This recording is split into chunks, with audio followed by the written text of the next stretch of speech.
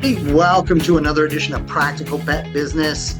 Lorin, there are so many things going on in the pet world, and then you throw in a big event like we have coming up here. I have gotten a lot of folks that are excited about it, but when I ask them, cool, what are your priorities as you're going there? I'm curious. I get these answers that are just all over the place, a little bit chaotic. And I'm thinking to myself, should I say something and help narrow down their focus so it's more effective for them, or should I just let them go and meander? Let me ask you, as you go to these trade shows and you were looking from your personal standpoint, your store standpoint, sometimes there are different pathways, and these are big, giant shows. So, how did you really narrow down and stay focused? Because it is a limited amount of time and it's a lot to get through, whether it's the education, the boosts, and the new products, and all the rest of this. There's just a Mhm. lot going on.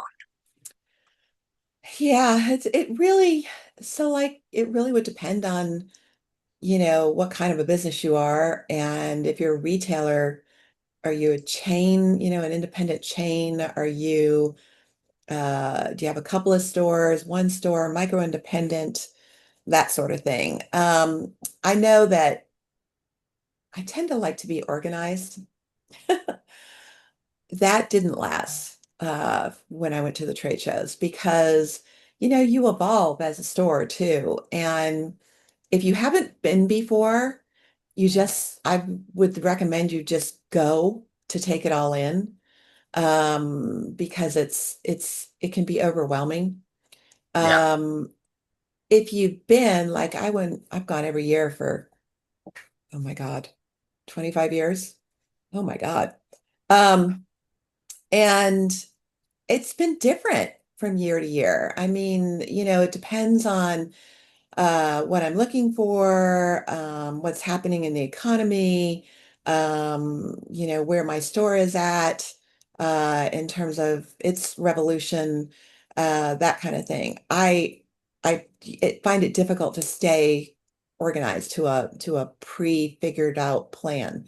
Even doing appointments, I got to the point with people that we just exchanged phone numbers and, hey, are you free? That sort of thing. Because if I'm at a booth finding out about something and it runs over, I don't want to have to cut that person off to run to another appointment. And, I guess it just depends on where you're at. Because this year I'm going under furry-based consulting and I've got customers there. I'm helping some people. I'm going for, a few different reasons. And so it's a little bit more structured because of that. Because my time really is locked into some other people's specific times as my customers. But I don't think a lot of people who are new to it are prepared for how big it is, how much walking there is, how often you go from one end just to turn around and you get the text message, "Hey, I'm free." It's like, "Oh, I'll be right there. It'll be about 10 minutes, but I'm on my way," and you hoof it over to the other side of the show. Um, it's difficult. My for sure's every year were I wanted to be in the natural pet area, because that was the genre of my store. Um, it was heavily natural pet at first, and now there's sort of a blend. So I did that. And sometimes the layout too of the show, you plan on a certain thing and then you get there and the layout is like, oh my gosh, this person that I want to talk to is 100 miles away from where 80% of the other people I need to talk to. And suddenly priority shifts because they're backburnered then, because you're seeing everybody else that you know. So I think it's really difficult to have an agenda. Now, if you're a distributor or a manufacturer, totally different ballgame. Yeah. You're meeting specifically with people. But you were a manufacturer for me when I Yep. went, and it was really, I was happy that he had a booth. So I knew that I had a pretty Yeah. good shot of whenever I went to the booth, I was going to get some time. Distributors, oh my gosh, I've wanted to talk to a couple of the upper echelon people and a couple of my distributors in the past, and really it's a try to slide in between appointments kind of thing because they are booked solid, Yeah. and they're also trying to sign and look for new things that they might want to bring into distribution, have those conversations. It's all over the map. Yeah, I agree. I like several things called out there. As a vendor, you've got to make it's so expensive to do these shows these days. So you really have to have a plan. You've really got to stick to that. You got to execute it. And frankly, you're doing a lot more pre-conference and event work than Hmm. you are as an attendee, as a store. But I think you're right. Once you hit that show floor, anything can and will happen. Hmm. And it is interesting because I have seen people on the last day of these shows upset and just, beside themselves because they didn't get to everybody they wanted to. They didn't blah, blah, and I'm just like, typically that would be a good thing. Why didn't you get there? Well, I got caught up in these conversations, and I'm like, at the end of the day, I would rather have five good conversations than hit 500 booths. Because if I'm hitting 500, I'm probably not getting a lot of deep work done. It's all Sure. surface level. Quite frankly, in many of those situations, I probably could have just gone ahead, taken a quick, picture and gone to their website at a later time. And then if I wanted Hmm. to pursue it. Um, and that is how I approach things sometimes myself, because I have been there as media, I've been there as a vendor, I've been there just for so many different reasons.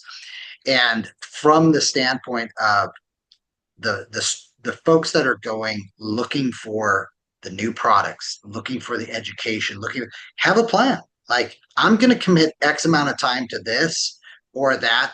The one that I get being upset about is when there is educational opportunities available and there's a speaker that you really want to hear from, prioritize that. Prioritize that because typically the speakers and the educational opportunities, you're not going to get a second crack at that. You can, as you said, you can get to different booths, you can coordinate with somebody else. A lot of times these speakers are in and out in a matter of hours because they've got other things going on. So that's one call out I would say. One of the other ones too was interesting was you've been there every year. I went many years in a row, and I actually hit a point where I was like, you know what? I'm not sure I'm getting enough payoff to be at the multiple events throughout the country each year. And so I started to stagger them because I just felt like I kept seeing the same thing I had seen a few months earlier. Sure. And sometimes I was happy I saw it later. Sometimes I was happy I saw it earlier. So you just kind of got to get into that mindset of I'm going to attend. I think that's really important. But when and where fits my business needs, look at your business cycle, understand, is this one going to have an impact for this year or is it going to have an impact for next year? Um, it's an interesting dynamic that's gone on Hmm. within the events as well because to me they feel bigger than they've ever been, yet I'm not quite as certain that I'm getting that much more info. Bigger does not always Right. mean I'm getting a ton of quality. Because remember, folks, at the end of the day, all of these events are, we'll take as many as we can fit in and squeeze in, and then from there, there's always folks that aren't there. And I've seen a lot of that. The other thing I've seen that's interesting too, and this is why I say check that floor exhibition map ahead of time, who's got those huge booths and who's got all of that going on. It used to be that there were many, you know, triple, quadruple booths and above. I'm seeing less and less of that these days. It's really interesting. And I love one other thing too. Distributors love them, don't love them. I know all of you out there have your own opinions. What I will say is, from a trade show standpoint, it is a nice way to get in and see what's new and hot. in one big booth because that's what the distributors are typically focused on is, Sure. hey, we've got these 8 brands that we're really pushing hard. Here's their newest, here's their best selling, here's this. So, if I'm trying to maximize, especially that last day where I don't have a lot of time, that's usually my distributor day where I'm going and looking at it saying, I need to, hit more with less time. And on that last day, there's a lot less of the executives around. And Right. so that's another point. If you've got to meet with a top executive or that's part of your goals, then you want to be doing that the first day, the second day, because by the third and beyond, they're just not there. They've got to get back. They've got folks that are handling different elements. Mhm. But yeah, I love that. But there is so much to do. Um, and don't sell short the education part. I love the education part. It's so hard. When I first started going to Super Zoo, the education part was so interesting. It was like, even if it was something I knew, other perspectives and the questions that were asked, that was really interesting. yeah, Unfortunately, as my store grew, I had less time because there were more people I wanted to see. There were more products that I wanted to touch and learn about. And I got to a point where there just wasn't enough time for me to right. be able to do the education.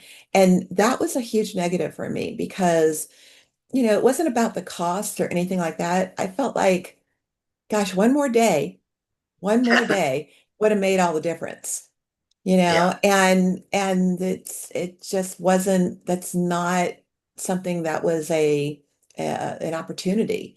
And so I had to, okay, well, the store, gosh, the education's valuable to the store, but the products are everything to the store. right. So I had to go with the product, Yeah, and go, you can't lose the whole day to no, education. That's why I say you got to pick.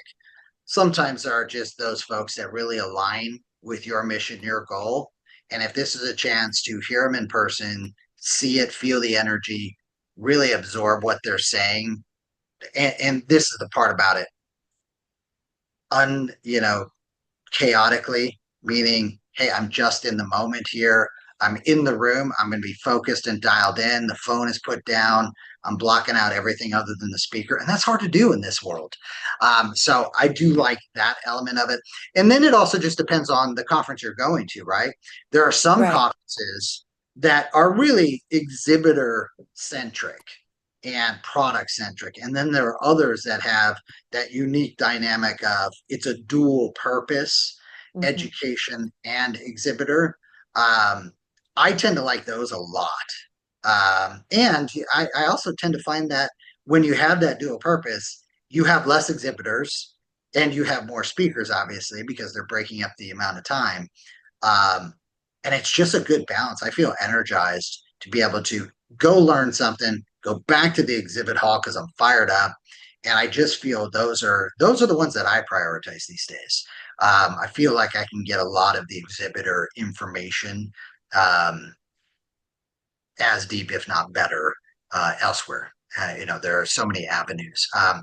But as I say that, I'm thinking about how we see consolidations and less reps and all the rest of that out there. Mhm. So Well, and it's all about the dynamic. relationship. So the trade show gives you the opportunity, right, to go to the booth, and maybe it's somebody new to you and you don't have an established relationship. So you get to go meet somebody, look them in the eye, sort of determine their passion, their knowledge, that sort of thing, what kind of philosophy they have about their company or their brand. And that can make or break, the purchase that a retailer will or won't make. So, for me, I wanted to, and that happened to me. I can remember, oh my gosh, remember when there were like, I'm sure it wasn't 100, but it felt like 100 CBD booths, Oh yeah. Oh my, it By was the way, like, you're correct. It wasn't. It was well over. oh my gosh, But it was everybody, yeah, ridiculous. It was yeah, ridiculous. And it felt like a CBD trade show. yeah. And I get it, but it's like, oh no, this is not, so many of them you knew weren't going to last. And they were Especially since hawking, so many of them were made by one co-packer, and well, hopefully audience by now, you all really get the co-packer, discussion there. Well, So and so many of them, they were so quick to come to market. So they yes, weren't knowledgeable. They didn't know what they were talking about. They didn't hire knowledgeable people to speak for them. Worse was when there was somebody who was the VIP, or the VP, I should say, behind the company, they were instrumental to starting it and creating it, and they can't tell you anything about it. It's like, okay, I'm done now. well, and the And other part of that was there was nothing unique. there Like was nothing unique. that's just product 101. And I laugh because you mentioned that particular person and the amount of times I've seen this, and it's not just unique to the CBD world, but No, it you'll isn't. see the same quotes or the same picture of that Hmm. particular person behind this. And I don't want to say give them that much credit behind the movement. That's not what this was, but it was just funny because you'd see him and I'd be like, yeah, I just saw this person's picture 3 booths over, Right. 5 booths over, and this is not good marketing. But yet, sometimes I hate to say it, that's the other advantage of going and seeing, wait a second, what's unique about this? Because I see 10 of these. And you wouldn't see that necessarily online because we're just bombarded with stuff. Well, So I and while figured it's I'd go not out. unique to Yeah. CBD, I can tell you in 25 years, I can't think of another category that had that much of a rush Yeah. to trade show market, I guess the second one would have been after DCM, the Yeah. nutritional DCM. And then all of a sudden everybody's hawking their latest and greatest grain-filled whatever. I get it. I mean, I get what stimulates that, but at the same time, when you're a retailer, you have to really be savvy about that so that you don't get sucked into the wrong thing. Yes. And you have to go armed with, is that what I'm after this trip? Because if I am, I better be prepared with the kind of questions I'm going to ask and the I kind love of that you homework that I need to do, yeah. because if you're going to walk up to 100 and some CBD booths, and then try to figure out which one you're going to go with or which ones you're going to go with, it's a disaster. I mean, it's just not Yeah. going to happen. I So love that you bring that up. That is so important. Showing up with the questions, with some research. prepared. Yeah. Don't expect to show up to a vendor show and be educated from 0 to 100. Mhm. You really need to be at that 50, 60 mark. And then you can, decipher because it's marketing. It's meant to impress you and make you feel good about a decision. You need to get through some of that. I remember to that point, someone go, "We have this entire Houston." And I'm like, "Yeah, and you can't grow on the backside of that mountain. So let's be honest here. You don't have the biggest fields. Come on, that's just such a ridiculous." And it's like when I finally heard someone saying that for the 43rd time, I was like, ask them, can they grow on the entirety of those fields? And it was like, whoops, so doing some research, asking those questions will save you time, energy, because that's the problem too, right? We get stuck at these booths and we're interested and then we're getting excited, we're getting hyped up. Yeah, okay, this is it. I'm good. But now I've lost 2 hours of my day. What happened here? I stopped by for a 5 minute discussion and became a half hour before I even took a second breath. Right. But it's we've talked about this before too. If you use the analogy of reading the packaging on, I'll say pet food because pet is our topic, but of anything, you're getting the marketing. You're getting this is what we want you to think and what we want you to see and that sort of thing. Turn it over. Now you really start to get into what is really what they're about. And then you have questions you have to ask about that. That's what a trade show is. It's everybody putting their best foot forward. It's like it's like speed dating. It's everybody putting their best foot forward and hitting you with, bright and shiny objects and hoping that they'll catch your eye. And then you have to make the decisions of who you're going to give your really hard-earned limited funds to. And to go unprepared, to go and not have questions or to rush into anything. I see people that, get pressured. I'll stand and I'll listen to some of the people behind the booths talking and they pressure, it's hard sell for some of these. And it's like, I'm going to take this back to my room and I'm gonna, if I place an order, it'll be tomorrow or the next day, or, when does the orders, when do they end? Well, they'll end on Friday. Okay, so can I get you an order over the weekend? Would that still count? Because maybe you need some more time and it doesn't hurt to ask. I've never not been able to get an order in before Monday the following week and have it accepted as a Super Zoo order. So I think rushing into things only does what it always does, right? It inspires buyer's remorse. Didn't ask enough questions, didn't know, felt pressured, didn't want to miss what you thought was a good deal, those kinds of things. And if you're not ready, don't do it because ISOs are sometimes as good, if not better. Sometimes if you're an established account, your rep will work with you. There's a lot of leeway and gray area, and I think that lots of deep breathing needs to go on with, building in some time for review before you pull the trigger, Yeah. unless you know what you Well, want.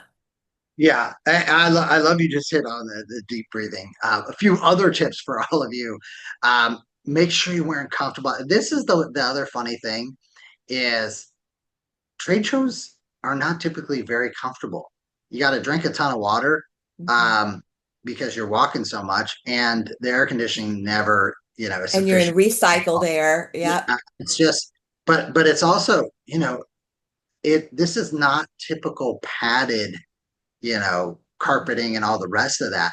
And so what's interesting, I'll hear from folks by that second and third day, like, oh, my hips are my knees, my ankles, my feet, you know, prepare for that. This is not a fashion show. Okay. And I'm guilty of it in the past myself, but I now wear comfortable shoes. That's my biggest priority. Everything else, secondary to what is going to make me feel physically best. Not, I'm not, auditioning for the cover of Vogue.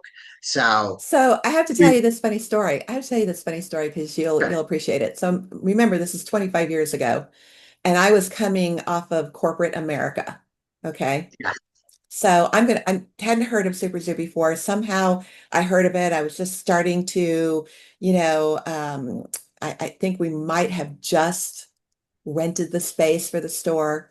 And so I was like, I'm getting on a plane. I'm running off to Vegas. I'm going to take one day to go see what this is all about, blah, blah, blah. And I was in 6-inch heels because oh, that's what I wore, every day in corporate America. And it was normal for me. So it wasn't like it was a big deal and it was pretty comfortable. I was barefoot carrying my shoes around, um, barely halfway through the show. So, obviously nobody here is going to go to that extreme. But when you don't know what you're yeah, in for, I was dressed for work and I was hitting the ground running and I was like, oh, this was such a bad idea. yeah. So, needless to say, from that point on, it was tennis shoes. Yeah, no, I love that. One of the other things too that I'll throw out to all the vendors out there that are going, because I've felt your pain extensively in trying to plan for the booth, prep for the booth, ship the booth, build the booth, then, lay out the booth perfectly, get all the product, have some grace for yourself. All right. Anybody coming by to your booth, they're going to give you the benefit of the doubt. You're a quality product. Tell them about your product. Tell them what's unique, what the benefits are. Don't get worked up. I have been in the booth. I have felt it myself of, oh my gosh, we don't have X. It's okay. The company Yeah. existed before the trade show. It's going to exist after the trade show. But I see just the torpedoing happen so many times, or it's such a difficult booth to actually build. Hmm. Um, Either invest in the tradesmen to build it, um, or have that difficult conversation because people spend so much money on these Yeah. booths. Oh my gosh. um, And so that's always, interesting and unique to me as well. And the last thing too is, and it's different now. I mean, I was just at a trade show a couple weeks ago now, and it's funny because I didn't bring a bag for the first time ever. I was like, I'm not carrying around everybody's promotional stuff. When they go to give me something, I'll snap a picture of it, and that's it. And I would really, this is not just hey, it's good for the environment. It's good for everybody's backs. Right. Whatever you can, have it, relatable digitally. Just a quick QR code, or hey, you can go to our website, here's the code, SZ 2025, and be able to get the materials that are here. Have them available for those who still like that. But I think you'll be surprised how many people will be grateful that, okay, great, I don't have to take that. Anybody who was like, no, I have to send this, I was like, that's okay. I'll reach out to you if I want it. But I had it as a goal because it was my second trade show of the week. I'm not taking back all this stuff that I then have to spend hours going through. I'm going to just, quickly take digital imaging. And those that had those, I would argue you can do a lot more after the fact. Remember, they're seeing dozens and dozens of products and booths. Hmm. Having that follow up of being able to take it digitally, you can not slip in, but you can put in additional information that you may not have time at the booth. How many times you come by our booth and we had 5, 6 people waiting. There's nothing worse, but they all wanted to talk to the founder of it. And it was like, that's great, but she's one person and can't have 7 different conversations. You can, if you put those up digitally and all that. So I'll just throw that out, as Yeah. I've had a number of folks reaching out going, hey, what's your best tip for this? What's the best approach as a vendor? And I'm just like, it's not that hard. We're all digital these days. Right. Build out your digital. You're spending so much time to be there in person. I love that. But where we all drop off is that follow up afterwards and making it easy for everyone. So I love it. There's so much to talk about because it's So such a much. event. It's such a big event. I'm sure we'll have things to share when we come back. But hey, we want to respect your time. We know you've got a lot on your plate, running your business, working with all your customers, your staff. There's just a lot coming at you. Lorin and I really appreciate you spending any time with us. We know how valuable it is. So thanks for joining us here on Practical Pet Business. Can't wait to see you soon. Bye, guys.